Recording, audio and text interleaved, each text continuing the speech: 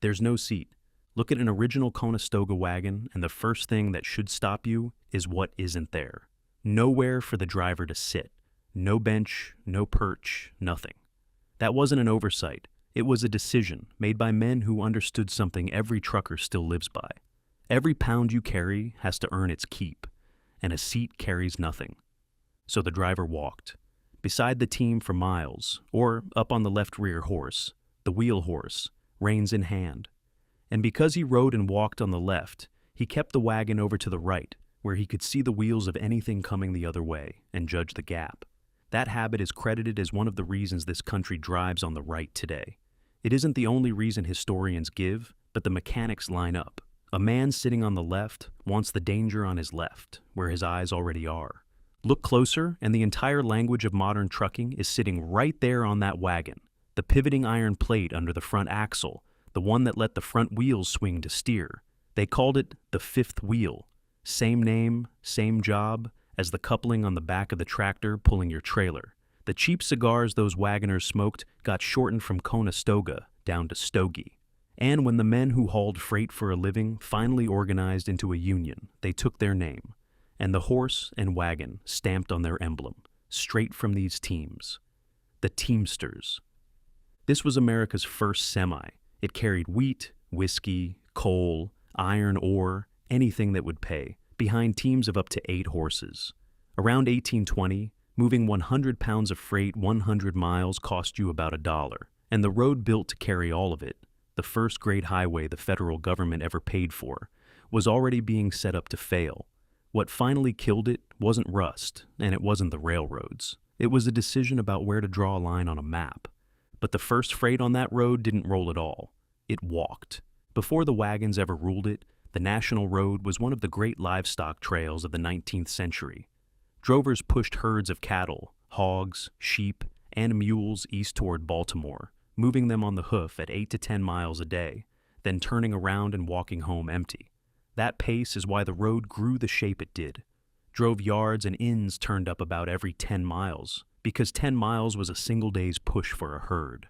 Farmers along the way planted corn not to ship it, but to sell it right there at the roadside, to feed the animals coming through.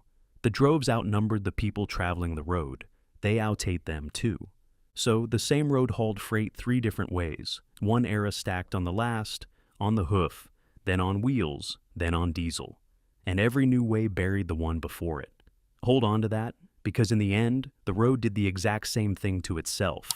There's a piece of it your audience has almost certainly driven past without knowing what they were looking at. The old stone bridges that don't run straight. They bend. They curve into a shallow S, right across the middle of the crossing. Everybody who's ever seen one has a theory. The masons were drunk. They were curving around some tree that's been gone 2 centuries. They bent it on purpose to slow a runaway team before it hit the water. All of it is wrong. The S is engineering. Where the road met a creek at an angle, the strongest way to throw a stone arch across was to square it up to the water, 90 degrees to the current, so the arch carried straight and the creek ran clean beneath it. So that's how they built it, square to the stream, then swung 2 angled approaches, aprons, onto each end to bring the road back into line. That curve is the aprons. It made the bridge stronger, it passed high water better, and it cut down the erosion working at the stone. 4 of them still stand in eastern Ohio, clustered near Guernsey County. Not one of them carries traffic anymore. Here's the part that should bother you. This was the United States' first great federally financed road, the proving ground for the whole idea that the national government ought to build the country's infrastructure. And then the government quit. Keeping it up cost more than Congress was willing to spend. So, starting in the 1830s, they handed the road off to the states, one stretch at a time.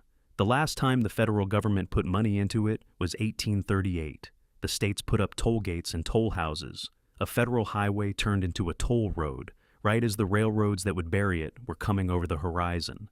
The eastern end got the good macadam surface. The western end got abandoned. Out in Illinois, the road was barely improved at all. Hard going, often flat out impassable through winter and spring. Bad enough that hundreds of thousands of bushels of corn sat rotting on eastern Illinois farms, because there was no dependable way to haul it to market. The nation's flagship road, half built and defunded, and farmers watching their crop spoil waiting on a road they'd been promised. But while Congress was walking away, the engineers weren't. To carry the road over the Ohio River at Wheeling, they strung up a suspension bridge, and when it opened in 1849, it was the longest of its kind anywhere in the world, a single span of 1,010 feet. The first bridge across the Ohio, the first bridge to cross any major river west of the Appalachians. Before it, every wagon and every mail sack had to be ferried across to reach the western half of the road. And then it did something that no one would fully understand for another 86 years. May the 17th, 1854. A violent windstorm came down on Wheeling, and people stood and watched the deck of that bridge begin to move. Not sway side to side, heave. The roadway rose and dropped in long, rolling waves, twisting as it went, the undulations climbing almost as high as the towers themselves. Then the cables jumped clean off their saddles, and the deck tore itself apart and dropped into the river. If that sounds familiar, it should. That heaving, twisting collapse in a high wind is the same way the Tacoma Narrows Bridge would come down. Galloping Gertie, the one every gearhead has watched buckle and drop on film, except Tacoma fell in 1940. The Ohio River had already shown engineers the same warning about wind and a suspended deck 86 years earlier. Wheeling was the hardest lesson in what wind could do to a suspension bridge that anyone had until Gertie put it on film. They rebuilt it and brought in John Roebling, the man who would design the Brooklyn Bridge to strengthen the span. By the time the trucks your audience actually drove rolled onto it, the national road wore a new name over most of its length, U.S. Route 40, and it ran 24 hours a day.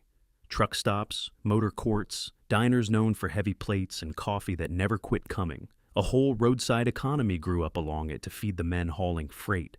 That's the trucking road, that's the one they remember. And here's how it died. Because it didn't die the way most people think. For long stretches, the interstate didn't widen US 40 at all. I-70 wasn't poured down on top of the old road. It was built as a separate road, a parallel line a mile or two off to the side. At Centerville, Indiana, the new interstate ran about 2.5 miles north of the old road. That gap is the entire mechanism. The traffic didn't come roaring past the old truck stops and diners. It moved to a line those places simply weren't on. A business can survive being passed. It cannot survive being bypassed by 2 miles of open field. None of it happened all at once either. Ohio had been building bypasses around the old pike towns since the 1930s, just to get through traffic off of Main Street. The interstate only finished a job that US 40's own widening had already started. The Oasis Diner, out on US 40 east of Plainfield, had been shipped in from New Jersey by rail in 1954 and set down right on the highway to catch the flow. In 1969, I-70 bypassed it clean. It hung on for decades, then finally closed and was condemned. It's still standing today for exactly one reason. Somebody jacked it up, loaded it onto a truck, and hauled it 4 miles west down the old road to a spot where people still pulled in. The towns couldn't do that. Manhattan and Reelsville, Indiana, had nothing to load onto a truck. They just went quiet.